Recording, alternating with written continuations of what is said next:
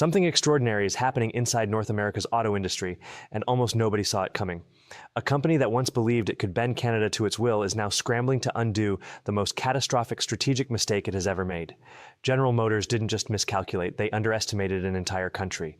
They misread the workers who built their vehicles, the government that funded their ambitions, and the economic storm that would hit them when they decided to walk away. They thought Canada would simply accept it. They thought the people they abandoned would suffer quietly. And they thought Ottawa would never dare challenge a corporation with the size, history, and political influence of GM. But this isn't the Canada of 10 years ago. This is a nation operating with a new understanding of sovereignty, power, and leverage. When GM betrayed its commitments, Canada didn't bow. It pushed back harder than the auto giants of Detroit ever imagined. And that pushback didn't just expose GM, it exposed the entire relationship between Canadian workers, American corporations, and the future of North American manufacturing. This is the story of how one company's decision triggered a chain reaction, how Melanie Joly flipped the balance of power, and how Canada quietly proved it is no longer anybody's backyard. General Motors believed it could make a clean exit, shut down the Kami plant in Ingersoll, lay off over 1,200 people, and then simply move on. For years, GM had received billions in Canadian support. Billions meant to build a future for workers, not a parachute for an American corporate giant. The company accepted every subsidy, every loan, every ounce of goodwill handed to it. Yet, when it came time to honor the promise, they didn't hesitate. They walked away. The decision didn't merely shut down a production line. It hit the heart of a community whose entire identity revolved around the plant. Ingersoll wasn't just home to an industrial site, it was a town built around it. Families had stayed through good years and bad years. Workers had helped GM survive downturns, supply shocks, recessions, but GM didn't return that loyalty. On October 21st, 2025, their intentions became brutally clear.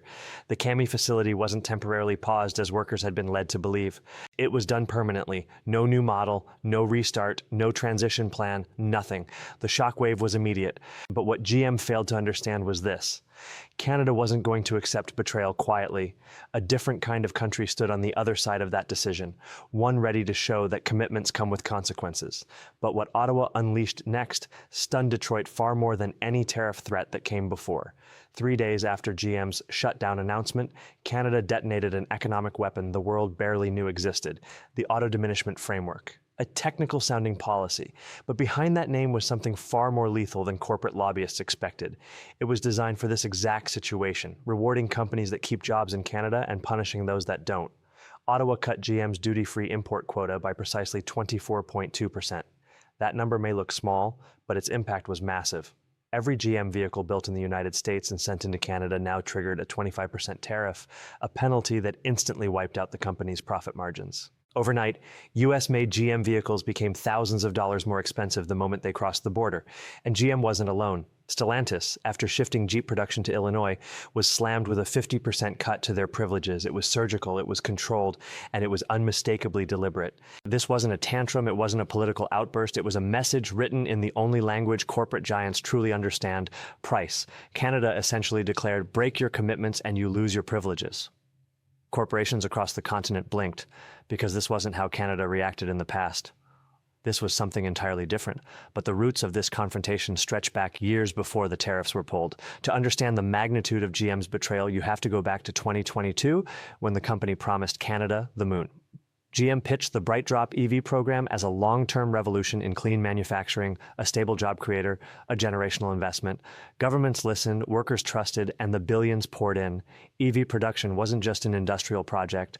It was supposed to be Canada's entry point into the global future of clean transportation. But reality arrived in April 2025. GM claimed weak demand and temporary adjustments. Workers held on, believing their company. They'd done so in the past, after all. They stayed loyal. They waited. They hoped. Those hopes crumbled when the plant completely died in May. The silence from Detroit in the months that followed was louder than any announcement. Workers had no guidance, no clarity, no future. Summer faded into fall. GM said nothing. A promise worth billions collapsed in less than a year. And when October arrived, the truth came out. GM wasn't suspending production. They were abandoning it. But while Detroit stayed quiet, Ottawa was preparing something far more precise. Melanie Joly didn't improvise. She didn't yell. She didn't threaten. She acted. Alongside François-Philippe Champagne, she issued a joint statement that cut straight through corporate ambiguity. GM and Stellantis breached their commitments. No softness, no diplomatic varnish. The companies had received Canadian taxpayer support and failed to uphold their side of the deal. Then the real shock arrived. Joly's team dispatched official letters cold, sharp, and unforgiving. Stellantis was warned that their legally binding commitments were enforceable. Clawbacks were on the table. GM was ordered to produce a real plan, a new vehicle for CAMI with firm timelines within 15 days. This wasn't symbolic. It was policy weaponized with precision. Workers were invited to the table, executives were summoned, and the message delivered in those meetings was brutal. Restore your commitments or face the consequences. No evasions, no public relations spin, no corporate shields. For the first time in decades, Ottawa was in the driver's seat, and that's when the panic began spreading through Detroit. GM underestimated how rapidly costs could explode. A vehicle that cost $45,000 to build in the US suddenly cost $56,000 the moment it crossed the border into Canada. Dealerships couldn't sell them, customers balked, inventory gathered dust on lots. Sales managers in Michigan and Ohio started calling headquarters demanding answers. Meanwhile, European competitors faced none of these new penalties. They sold freely. GM couldn't. Ford executives took notice. Stellantis leadership scrambled. Supply chain models were rewritten. Analysts at HQ ran simulations showing the same conclusion. Restarting production in Canada might be cheaper than weathering permanent tariffs. The math told the story clearly. Every day the tariffs remained in place. GM bled millions. This wasn't a political stunt. It was a structural blow. And behind all those numbers were the people who suffered the most. Because while GM was recalculating profits, workers were recalculating their lives. Behind every industrial shutdown stands a worker whose entire world turns upside down. Imagine being a single mother in Ingersoll. 12 years on the line, every shift, every overtime shift, every weekend worked went toward building a future for her kids. GM wasn't just an employer, it was the foundation of her life. Then came May, temporary layoff. She tightened her budget, cut back on everything, trusted her employer of over a decade. Then October arrived. Permanent closure, no guidance, no answers, no future. Inflation made groceries unbearable, rent stayed high, benefits uncertain. Every bill felt heavier than the last. And while corporations discussed long-term transitions, she counted every dollar to survive week to week. This is the part of the story analysts forget, but it's the heart of the issue. Melanie Joly's retaliation wasn't about politics.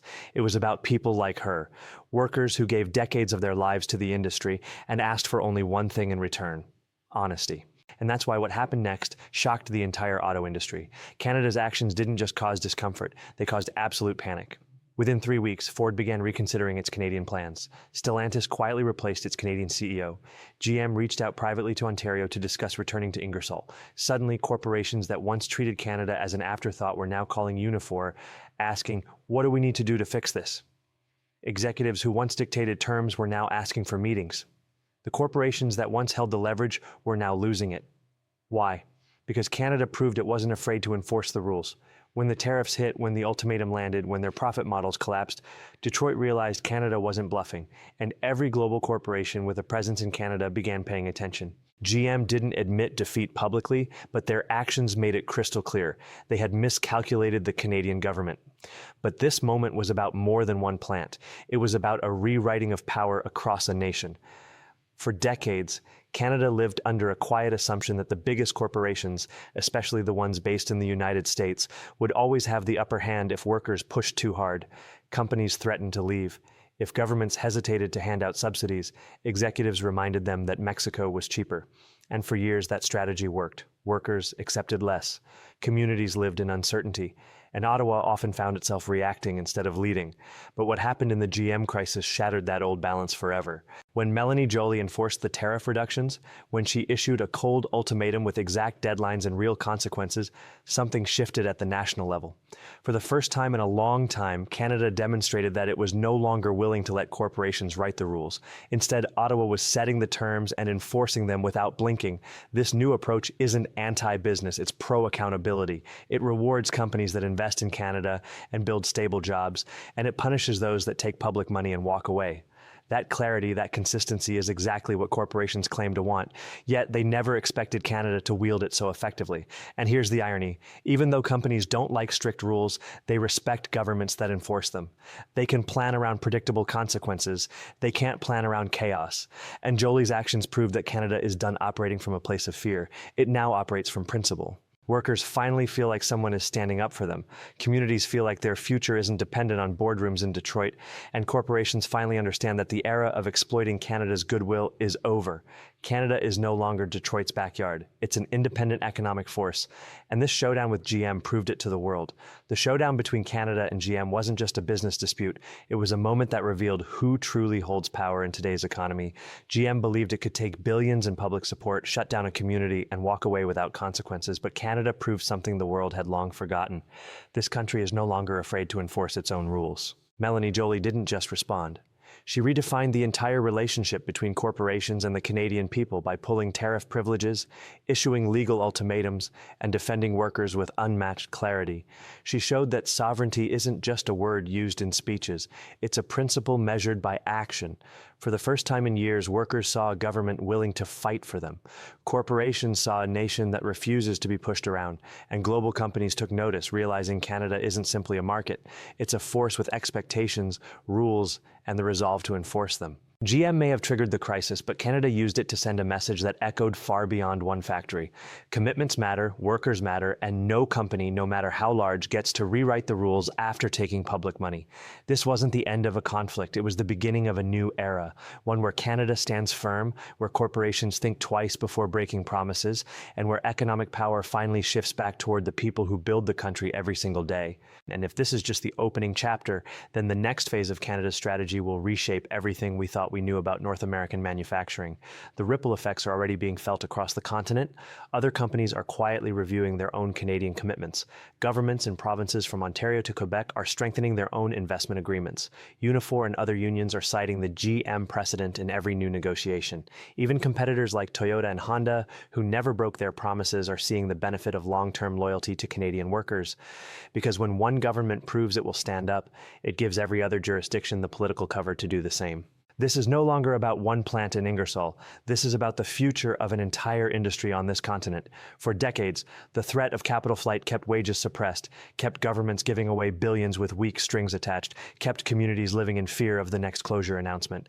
But Melanie Joly and the Canadian government just demonstrated that the game has changed. When you take public money, when you make promises to workers, when you build your profits on the backs of a community, there are now real, immediate, and painful consequences for walking away. The message from Ottawa is crystal clear. Canada is open for business, but only on terms that respect Canadian workers, Canadian communities, and Canadian sovereignty. Companies that understand that will thrive here. Companies that don't will pay a price they cannot afford. General Motors thought they could treat Canada like a disposable supplier. They learned the hard way that this country has teeth, precision, and the willingness to use them. And the rest of the corporate world is watching very, very closely. What started as a betrayal in one small Ontario town has become a defining moment in North American economic history, a moment when Canada stopped asking politely and started demanding respect, a moment when workers realized their government finally had their back, a moment when Detroit and every corporate boardroom that depends on the Canadian market realized the rules have permanently changed. This is what real economic sovereignty looks like, not loud threats or empty rhetoric, but quiet, surgical, devastating effectiveness. Melanie Joly didn't raise her voice. She didn't need to. She simply enforced the rules that were always there, and in doing so, she changed everything. The CAMI plant may or may not reopen. GM may or may not come crawling back. But one thing is now certain. No multinational will ever again assume that Canada is a country they can take from without consequence. The balance of power has shifted. The era of corporate impunity in Canada is over. And the workers, the families, the communities who have given everything to build this industry finally have a government willing to fight as hard for them as they have fought for the companies that employed them. This is only the beginning. Stay tuned, because Northern Pulse will be here to cover every step of what comes next as Canada redefines its place in the North American economy, one enforced commitment at a time.